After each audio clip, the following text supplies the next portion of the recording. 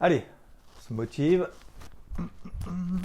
Bienvenue dans le débrief hebdo, dans cette série où tout va mal donc tout va bien. Viens, tu vas voir, on va passer un moment agréable et tu vas voir qu'il y a plein de bonnes nouvelles. Tout va bien, oui, tout va bien. Allez, un petit peu de poudre magique pour t'accueillir. Hop.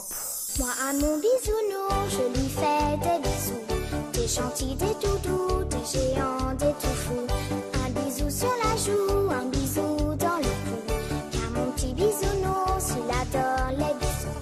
Des bisous partout, sous le nez dans le cou. Macroéconomie.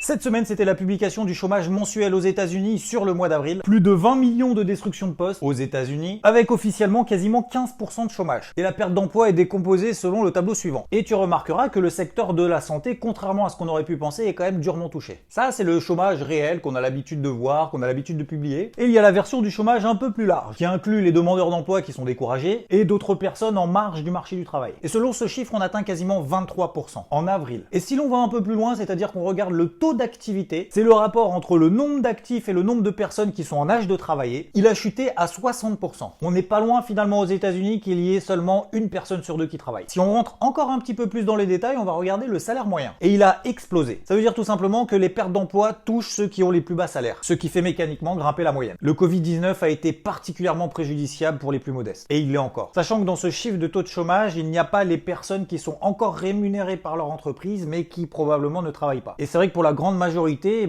lorsqu'on se retrouve comme ça sans emploi, dans la mesure où on n'est pas dans une activité économique qui est propice, on arrête de chercher puisque c'est pas le bon timing. Il n'y a tout simplement pas d'emploi qui nous correspond. Donc ces personnes-là ne sont également pas comptées dans le chômage officiel. Et d'autre part, ce taux de chômage est notamment lié à des enquêtes du gouvernement où le taux de réponse a été inférieur à la normale, soit parce que les entreprises étaient fermées, soit parce qu'on a peut-être autre chose à faire. Bref, sur le front de l'emploi, c'est la pire situation depuis les années 30 aux États-Unis. Concernant le chômage au Canada, cette fois-ci, il y a 2 millions de destructions de postes sur le mois dernier. En plus du million de destructions de postes sur le mois d'avant, ce qui nous donne un taux de chômage globalement de 18%, en incluant ceux qui n'ont pas cherché, parce que sinon le taux de chômage officiel il est autour de 13%. Et le taux d'activité lui aussi est en dessous des 60%. Direction l'Angleterre maintenant, où cette semaine la Banque d'Angleterre s'est exprimée. Elle a laissé bien évidemment ses taux inchangés, conservé sa politique monétaire de relance, et selon elle, elle a indiqué que c'était la pire crise économique depuis 300 ans. On en avait déjà parlé et on a le feuilleton Christine Lagarde, c'est-à-dire la Banque Centrale Européenne avec la Cour suprême en Allemagne, où cette dernière souhaite des justifications sur tous les rachats d'actifs que la Banque Centrale Européenne a réalisés depuis 2015 et ça correspond à plus de 2000 milliards d'euros de relance. Et s'il vous plaît, j'aimerais bien avoir le rapport avant fin août, parce que visiblement, selon la Cour suprême en Allemagne, la Banque Centrale Européenne a réalisé des achats qui étaient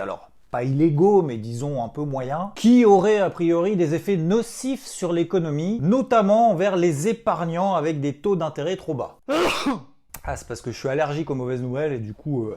je pleure. Christine est restée ferme et a indiqué Non, je continue mes rachats d'actifs pour le moment. Et elle a ajouté son petit pic personnel en annonçant que la Banque Centrale Européenne n'avait aucun compte à rendre à une juridiction nationale telle que celle-ci. Tu veux la guerre? Tu vas l'avoir la guerre. C'est pas ma guerre, c'est pas ta guerre. Non, je sais pas ce qu'il dit. Ouais, c'est la guerre. Et grosso modo, si jamais ça part un petit peu en sucette, la Bundesbank ne rachètera pas des actifs au nom de la Banque Centrale Européenne. Disons que si ça s'intensifie, ça pue quand même. Et nous avons également un petit différend entre Monsieur Trump et la Chine, qui a indiqué oui, mais monsieur, les Chinois, vous n'avez pas respecté votre engagement de racheter les produits importés américains, tout ça. Alors que on n'est pas non plus dans une situation, tu vois, super propice à importer, passer les frontières, se déplacer, tout ça. Mais visiblement, il n'en déborde pas. En fin de semaine, il s'est visiblement quand même relativement calmé, notamment lors de ses interventions. Il a arrêté de remettre à chaque fois une couche. On verra bien au cours de ces prochaines semaines. Bref, jusqu'ici, tout va bien. Microéconomie.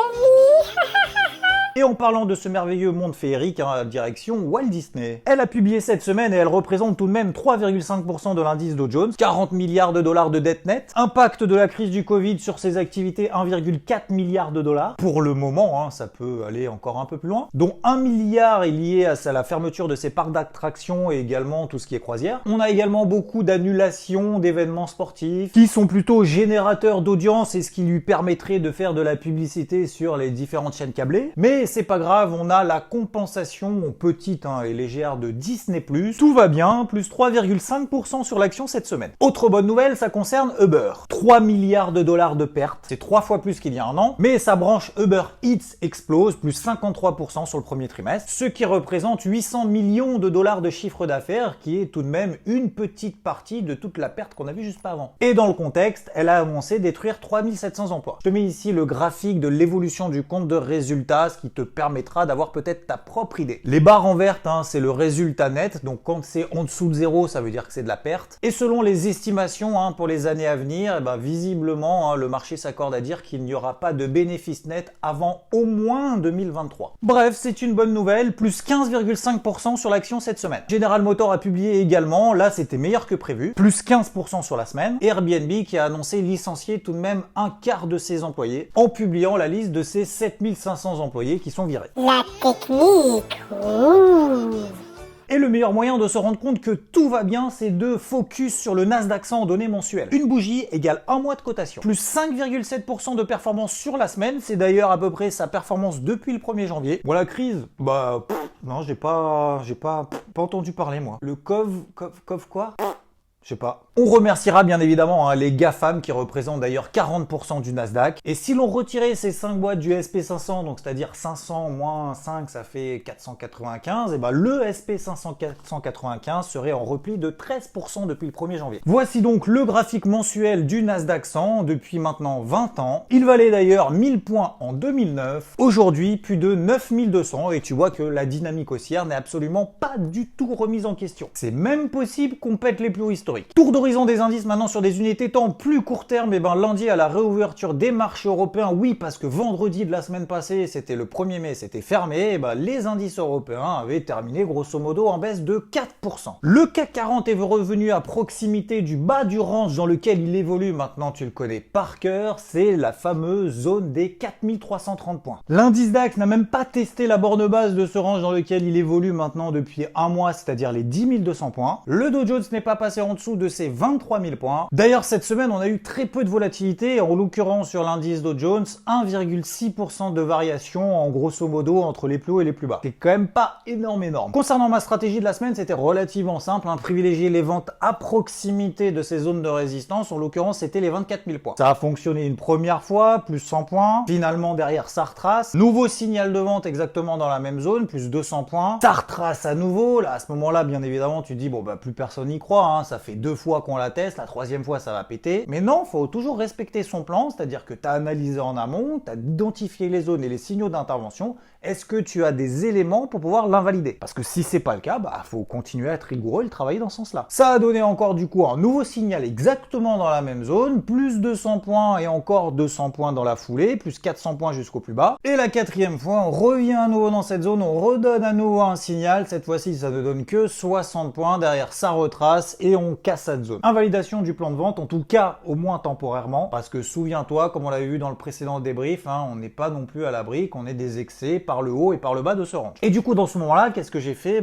J'ai tout simplement partagé un graphique à l'ensemble de la communauté, également d'ailleurs sur Twitter, et j'ai partagé ce graphique-là sans savoir sur quelle unité de temps on était, ni sur quel actif. Ce qui permet d'avoir un regard tout à fait objectif et de se dire, tiens, qu'est-ce que t'en penses? Est-ce que t'es plutôt acheteur ou plutôt vendeur? Et la très grande majorité m'ont répondu, je vais plutôt chercher des achats, alors soit au contact de la borne verte qu'on a ici, dans le sens finalement haussier de la tendance primaire, et d'autres un petit peu plus prudents attendront la sortie par le haut de ce canal baissier dans lequel on est à très court terme pour initier des achats. Et après je poste justement la réponse de ce graphique, c'est tout simplement l'indice Dow Jones inversé en données H4. Ce qui permet de prendre du recul et de se dire, bon, maintenant on est dans une situation, on sait plus, ça monte, ça baisse, on est toujours dans un range, est-ce qu'il faut pas acheter, est-ce qu'il faut pas vendre, etc. On dit waouh, wow, se calme là. Du coup, on respire, on permet de se retourner le cerveau et de se dire tiens, dans cette situation, qu'est-ce que je ferais? Donc ça, déjà, c'est le premier élément. Deuxième élément, comme je te le disais juste avant, déjà, la priorité, c'est de respecter son plan. Tu peux pas être à l'achat, à la vente, dans tous les mouvements, tous les actifs, toutes les unités de temps. Il faut avoir aussi, et ça, c'est très important, avoir l'humilité que ton plan ne marchera pas 100% du temps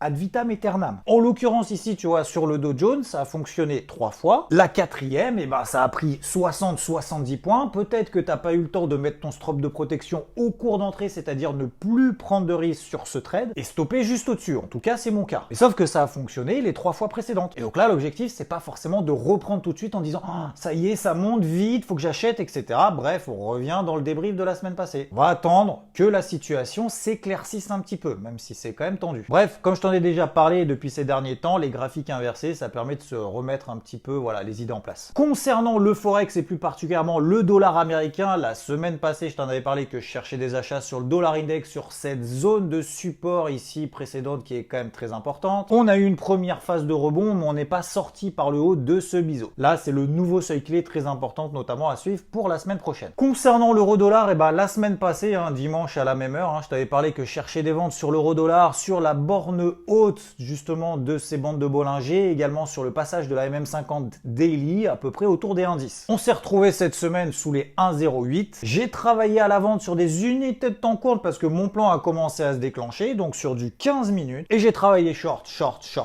jusqu'à ce que ça soit invalidé en fin de semaine. Même chose, tu vois, que le Dow Jones, bah, ça marche une fois, 2 fois, 3 fois, 4 fois, et bah la 5e, ça marche pas, c'est normal. Ça fait partie du trading, parce que si ça marchait 100% du temps, ça voudrait dire qu'il n'y aurait qu'une seule tendance. Et au-delà du fait que ce soit chiant, c'est juste pas possible. Voilà. Donc pour le moment sur l'euro-dollar, je retravaille sur des unités de temps plus longues que le 15 minutes parce que ma stratégie baissière sur cette unité de temps a été temporairement invalidée. Et j'invaliderai globalement mon plan vendeur sur des unités de temps horaires si on repasse au-dessus des 1,09. Et j'ai toujours comme objectif sur l'euro-dollar, pourquoi pas 1,0630. Je rappelle qu'on est dans des tendances baissières sur quasiment toutes les unités de temps. Sur les paires en yens, globalement on a eu des pullbacks partout, tu t'en doutes, le yen est considéré comme une valeur refuge, donc on a eu des indices qui étaient un petit peu hésitants, le yen qui a commencé à se reprendre, donc les paires en yens qui ont commencé à déclencher des plans vendeurs. J'ai travaillé à la vente le GBP yen et puis finalement il s'est arrêté en chemin. Le NZDJPY que j'ai travaillé également à la vente, heureusement j'avais mis un stop au cours d'entrée relativement rapidement et tu vois on a eu ce qu'on appelle un bear trap. Et pour couronner le tout, on a le gold, l'or qui est toujours dans un range, il fait des excès haussiers, baissiers, on a des mouvements très volatiles à certains moments de la journée, on dirait que c'est des algos à un moment donné qui sortent ou qui rentrent comme ça sur le marché de manière très impulsive. Et donc pour le moment, je reste à l'écart. Depuis d'ailleurs la dernière vente que je t'avais partagée ici, que j'avais fait entre 1695 $ et 1670 $, qui d'ailleurs était quasiment le point bas. Et depuis, yo-yo. D'ailleurs, comme sur les indices, en fait, globalement, on est dans une espèce de ce que j'appelle de partie de ping-pong. C'est haut,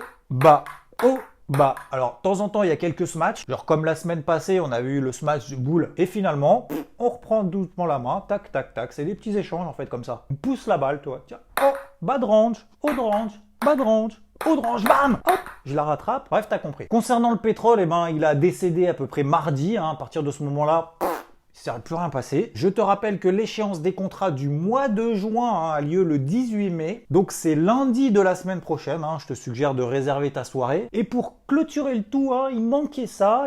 Le Bitcoin, bientôt on a le fameux halving. Tout le monde en parle parce que ça y est, le Bitcoin va exploser, c'est sûr, il va y avoir un halving. Donc du coup, les Bitcoins vont être encore de plus en plus rares. Il a déjà fait x2,5 depuis le plus bas de la crise. Il est revenu à ses plus hauts d'avant-crise. On était quasiment sous les 4000, on est maintenant à plus de 10 000 $. Bref, on en parle dans la vidéo là que tu auras ou que tu as déjà. Voilà concernant le débrief hebdo. Merci encore de ta fidélité, merci pour tes likes, tes partages et tout, ça fait vraiment plaisir. N'oublie pas de mettre le petit like comme tu as l'habitude de le faire et je t'en remercie d'ailleurs grandement. Mais aussi à t'abonner à la chaîne puisque visiblement il n'y a que 50% des gens qui regardent les vidéos qui sont abonnés à la chaîne. Comme ça permettra d'avoir les publications des prochaines vidéos, surtout si j'accélère le rythme, tu vois. Comme ça, t'as l'info, t'as la notif et tout. Ça c'est cool et ça mange pas de pain d'ailleurs, c'est gratuit. Bon déconfinement à toi, ciao.